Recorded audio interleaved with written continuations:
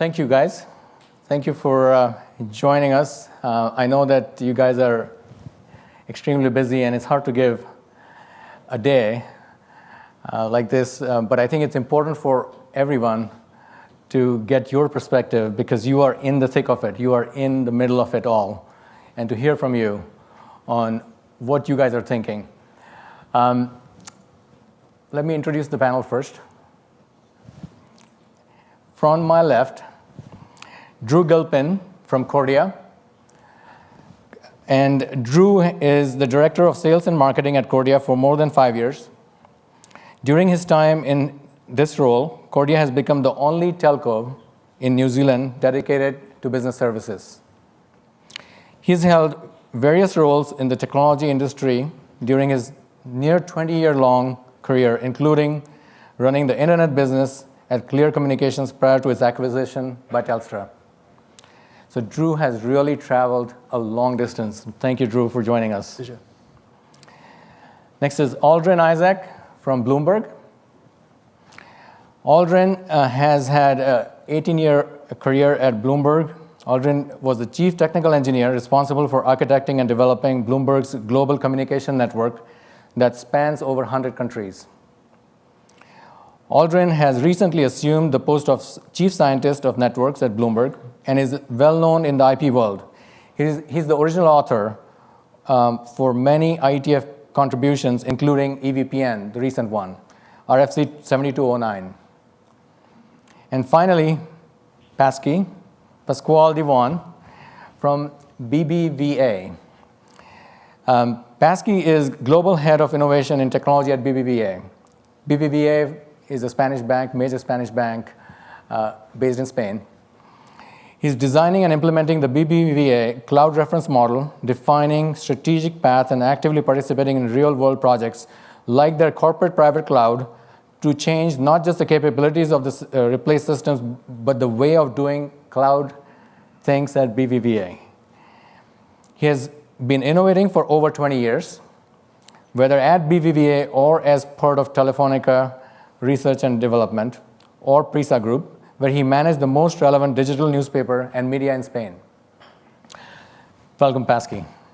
All right, guys. So just to get started, maybe let me just ask you, as you've been managing the networks and been involved in this, and the whole shift of enterprise IT to the cloud, if you will, whether it's private or public, and the SDN innovation that is underway.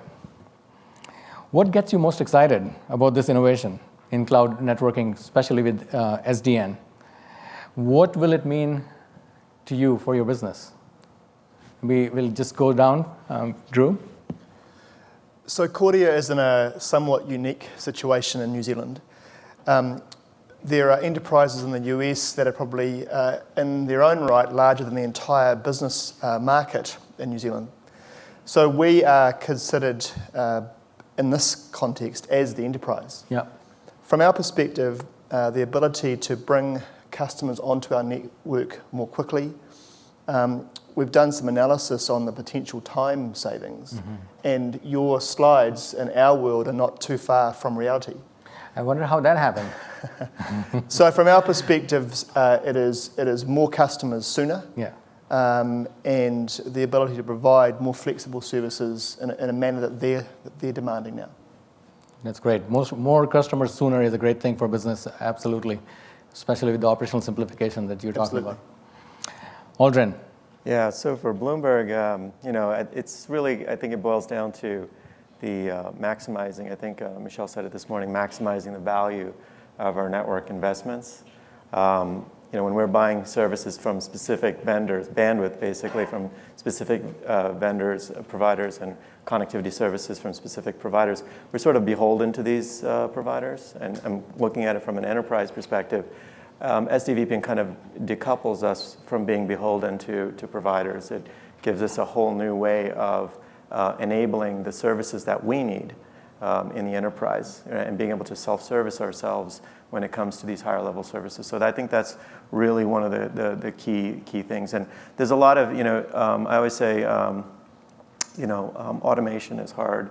bad automation is worse than no automation. But automation is really hard. When we have one of the most difficult parts of being able to consume service and being dependent on a provider is being able to be in charge of these services and being able to do them effectively. And with what the promise of SDVPN is for enterprises is that now our providers, our actually solution providers, are coming in and giving us this automation in a sense that was difficult for us to build, right? And that I think is going to empower customers. Excellent, great. Aldrin said SDVPN, he meant VNS. That was the name that we were using before we productized it, just for clarification. As you can see, we have been collaborating with our customers for a long time. Pascual. Well, actually, we are in a crusade to change the world, and we want to change the things that has been used for doing banking all over the world for the last decades. Yeah. So we started thinking of the cloud as a good leverage to change the things. Mm-hmm. And SDN is the glue that can mix all the things that we can look at the cloud in virtualization, rapid development, and rapid deployment, the mechanisms of security, distributed security. SDN can help us to glue them all. And it can enhance us to open wider our scope, not only to our internal clouds or private clouds, but also well to external clouds, public clouds, as a single thing that we can manage by ourselves. That's quite interesting for us. Yeah, excellent, excellent. So, by the way, the reason we have service provider as well as large enterprises speaks of the deployment models that we allow with the VNS. It's a multi-tenanted offer that allows for service providers like Kordia to offer it to their enterprise services, enterprise customers, as well as enterprises to do it themselves. So let me start with you, Pascual, this time. Why is having a consistent SDN approach for the data center and the branch? I talked about it, but I'm sure you'll do a better job. Why is that consistent approach important? And how does that play into your strategy at BBVA? Well, we think of the cloud as a branch by itself. We have to deploy the virtual instances wherever we want, in wherever the cloud we want to. Mm-hmm. So we already have all the solutions that you mentioned in the classic approach, having virtualized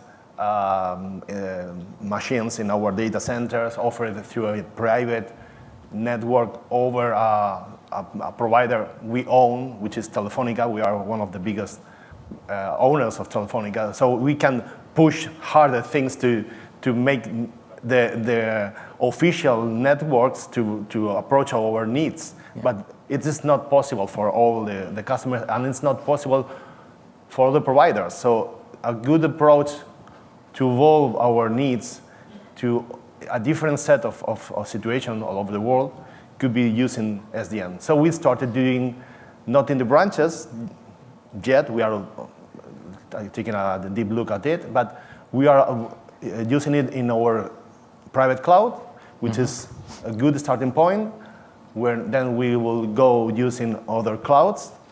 We are going to mix them, and because one of the clouds, the cloud is one of the branches, going to another branches, it will be a natural step forward. Yeah, maybe elaborate a little bit about, because you took the step to go into it's sometimes a surprise for customers to hear that a bank actually has workloads in public cloud, and you guys were there quite a bit ago. So maybe talk about a little bit about that. Well, we have some processes running in Amazon. It's hard to be a bank, a regulated company, and living in the cutting edge technology. Because when you talk with the regulator, they are in a brand new world, and they have no rules to apply to us. So we started doing things in public clouds. We are one of the biggest customers of Google. We have 110,000 users in Google Drive. And we are used to do virtual things from the very beginning, 10 years ago or so. So going forward and moving our data center to a cloud point of view is a natural way of evolving. Mm-hmm. And so, Aldrin, how does this sort of hybrid cloud, how does this VNS offer play into that hybrid cloud strategy for Bloomberg, as well as maybe just, you said your network is over 100 countries. Yeah. So solutions, I mean, I'll speak in general. You know, Bloomberg has evolved its networks over many years, and we have built quite a bit of automation into those systems, and we're looking for new ways of moving forward. To the point of consistency, you know, I've personally written multi-vendor automation systems, and it's incredibly hard, right, to do it. And one of the things you need to do is you need to start with a network architecture. Yeah. Right. And it has to be a very consistent network architecture. And I found that, you know, a lot of things that you do in the data center are exactly what you do everywhere. Yeah. Right. So with solutions that we buy today, you find a whole range of solutions and technologies for the data center and completely different ones for the branch. And what it really does is it makes things a lot harder. You know, the permutations are incredible. Yeah. It's just impossible to support. Now, with a solution like VNS that is integrated, you know, into whether it's public or private or branch or whatever, using a common architectural model, right, and over-the-top based approach, right, you're able to now unify all of these things. And I think that's really what's key to making, you know, this very something that can empower enterprises. Excellent. So, Drew, what about for Kordia in terms of really, does this offer, besides you talked about, you know, the simplification, give everyone a sense of, in terms of, if you can say in specific numbers, but what does it mean to bring up a branch location? And also talk about whether this allows you to expand your reach. So, New Zealand is a country 13,000 miles away from here. 5 million people, 50 million sheep. And our economy is principally about export. Yeah. And so while the kiwi itself is a flightless bird, kiwis fly. And in order for New Zealand to be successful, we have to establish ourselves in global markets and hang out our shingle and sell. So the challenge we've had when our customers want to centralise their applications in New Zealand but deliver the same services to their staff in remote offices is dealing with service providers all around the world with different standards or different approaches to SLAs. This should enable our customers to set up their own relationships with the service provider in the country they're working in. Us deliver a box. Yeah. The bootstrapping occurs and they're now on our network. So it should ensure that these remote offices get the same kinds of services that they would get when they were home at a far reduced cost. So when you have an export-based economy, the best way to sell is to be there. And New Zealand companies need to find easier ways to be there and retain access to the applications they need back at home. Sure. And so this, the capability of bringing, especially the anywhere connectivity that's required, for customers that might be outside and spread, not just in New Zealand, but across.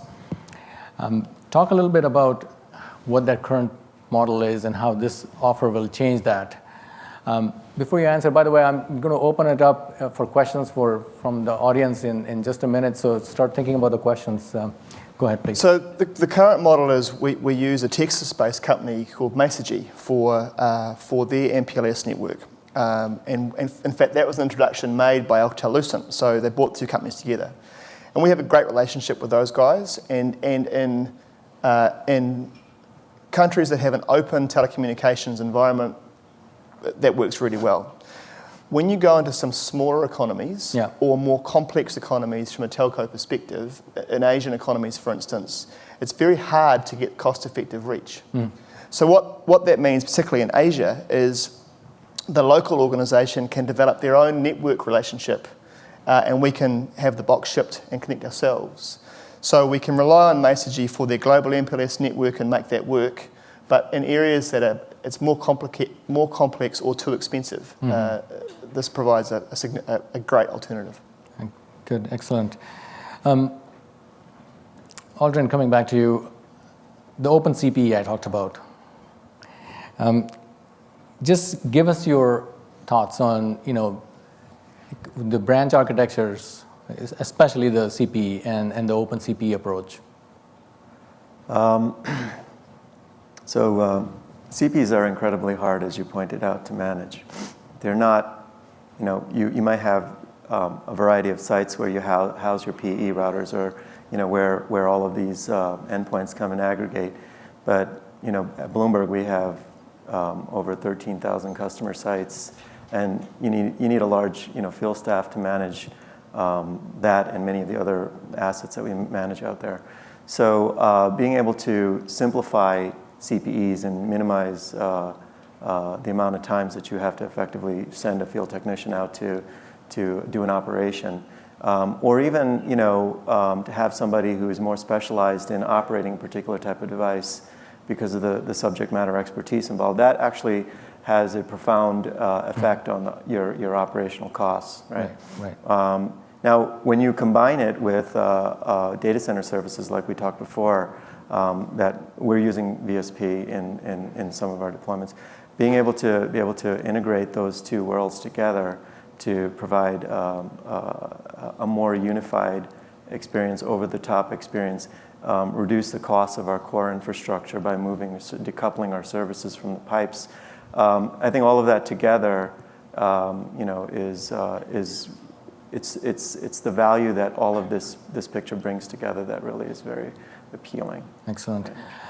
Pascual, why Nuage? And specifically because you embarked on this journey, quite some time ago, but then you went through some solutions. So I think it'll be very interesting in terms of the VSP. What are the top 2 or 3 things that made you consider it, and then we'll open it up for questions.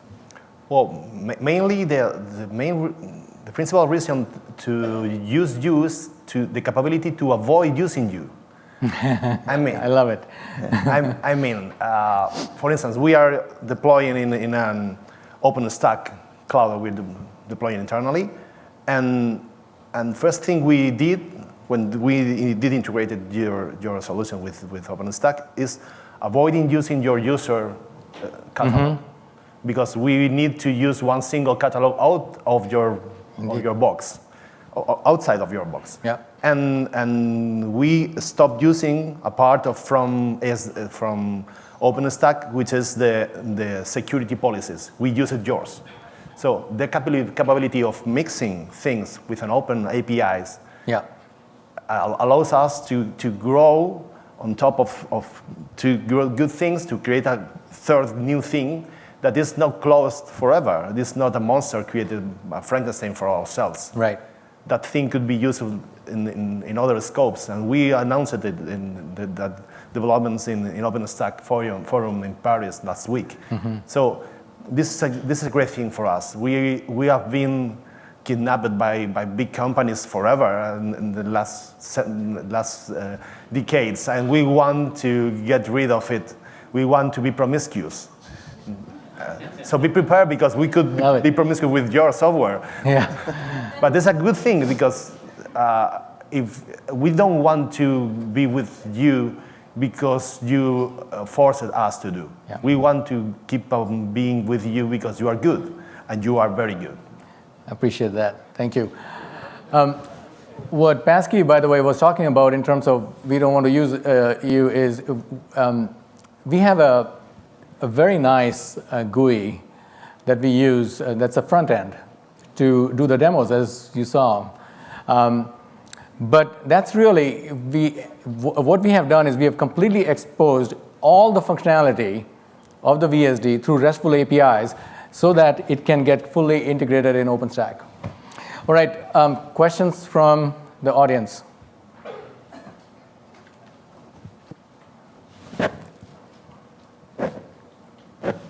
Nav?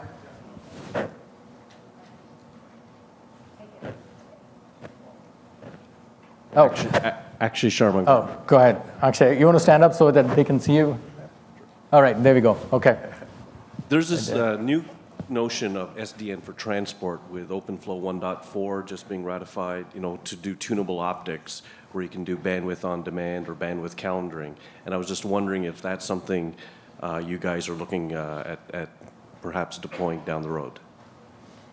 Aldrin, you want to take that? So yeah, the way we're looking at it, we look at what kind of solution do we want, right? What's the right solution for us? And I know that a lot of folks are looking at OpenFlow as a possible solution. OpenFlow requires that the control plane that's operating, those OpenFlow-enabled endpoints is effectively, it's a black box with built-in software with procedures that are locked in, right?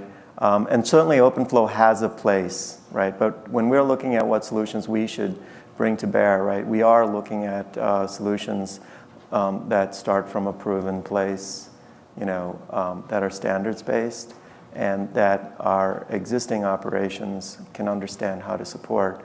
And black boxes don't fit that mold. So if OpenFlow is tied to a black box, then we're a little bit concerned about it, right?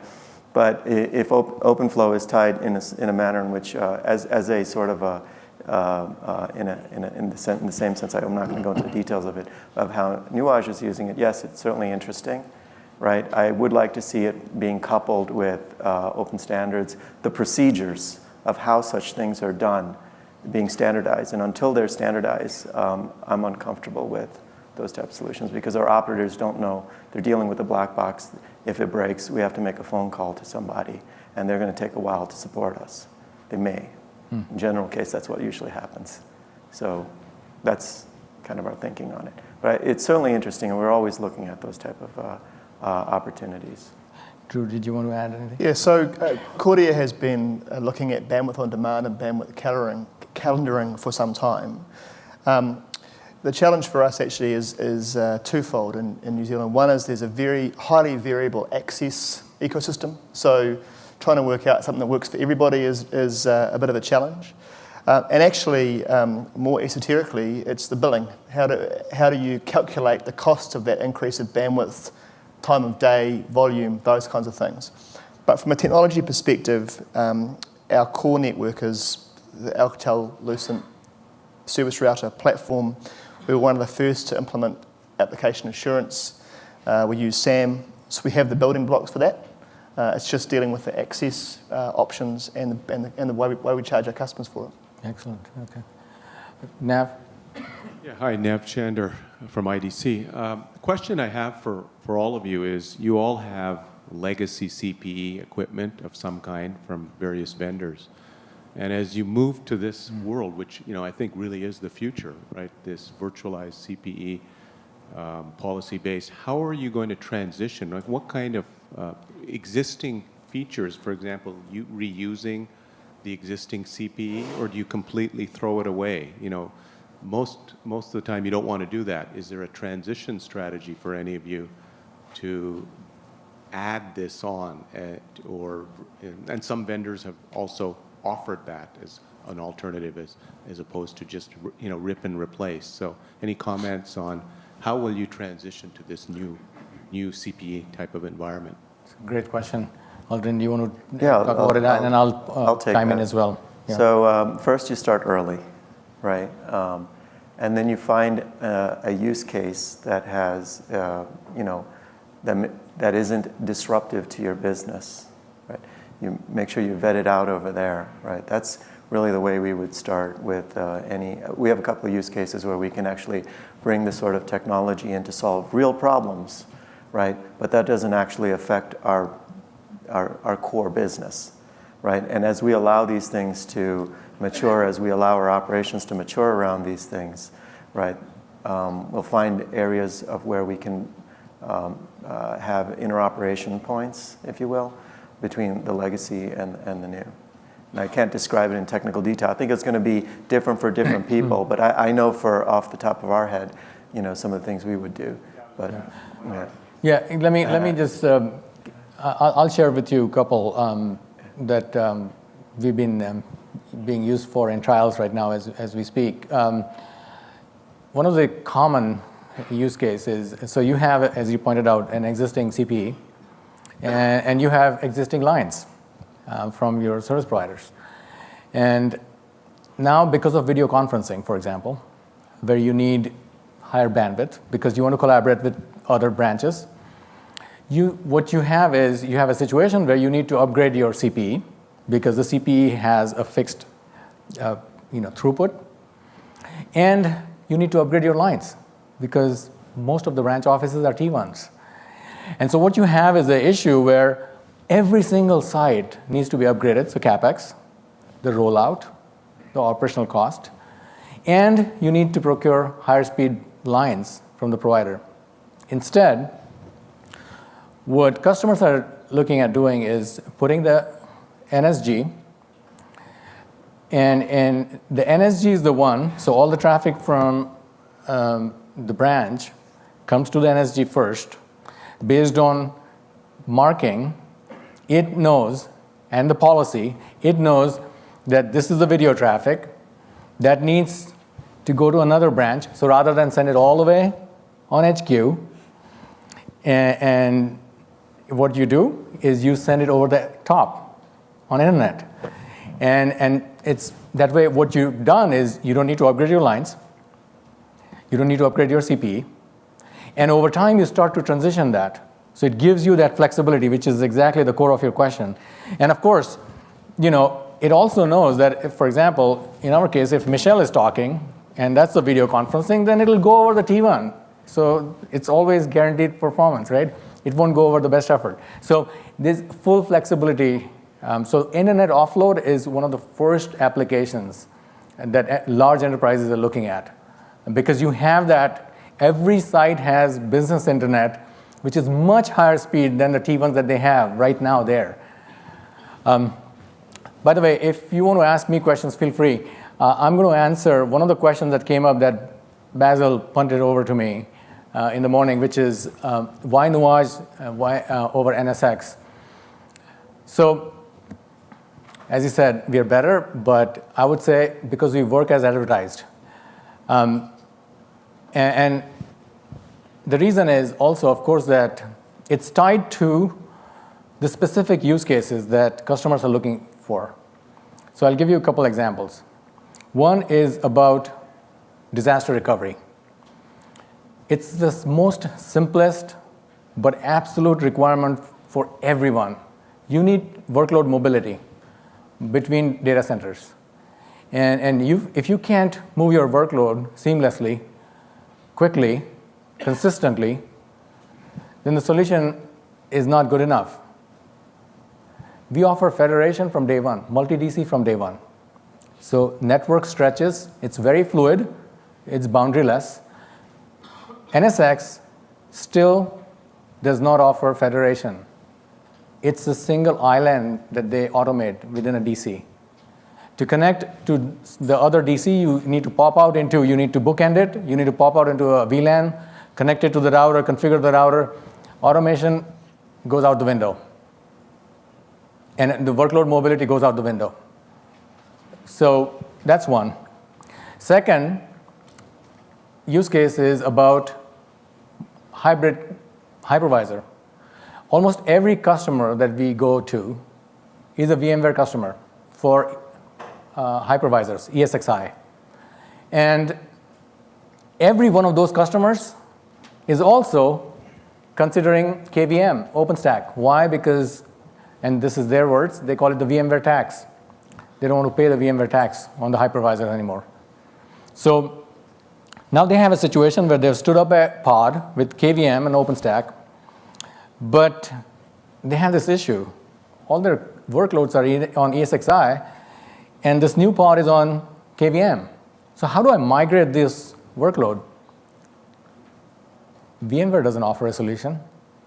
We do, from day one. You can have workloads in ESXi and KVM for the same application without issue, and it gets completely automated. So the migration now can happen at their pace. So the migration from ESXi to KVM can happen at their pace and how they want to do it. This is exactly what the global investment bank that selected us is going to do.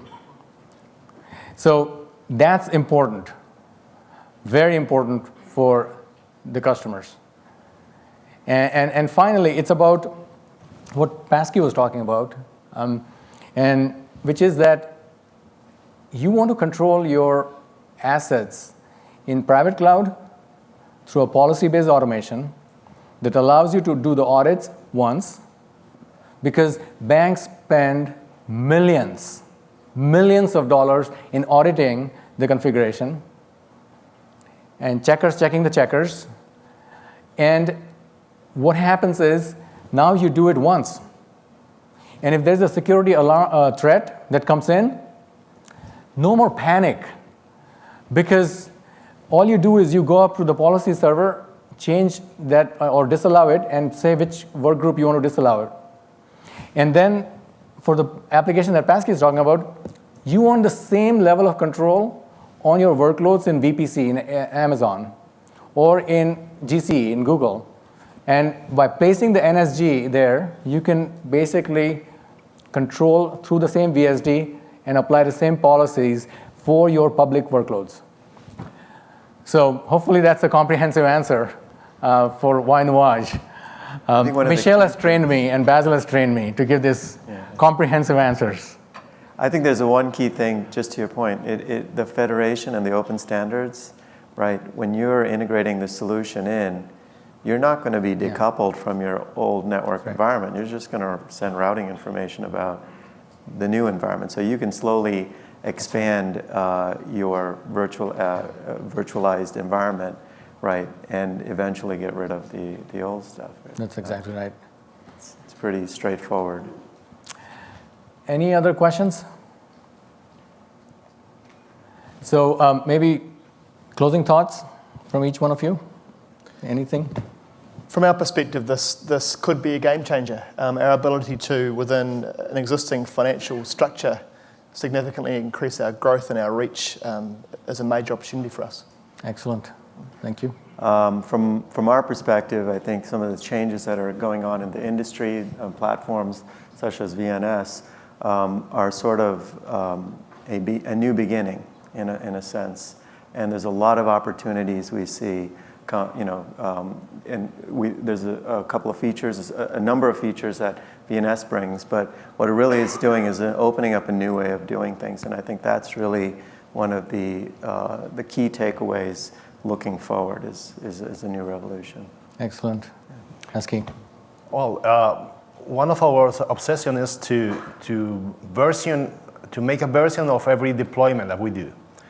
So SDN allows us to version not just the software, nor the physical infrastructure or processing infrastructure, but the communication infrastructure as well.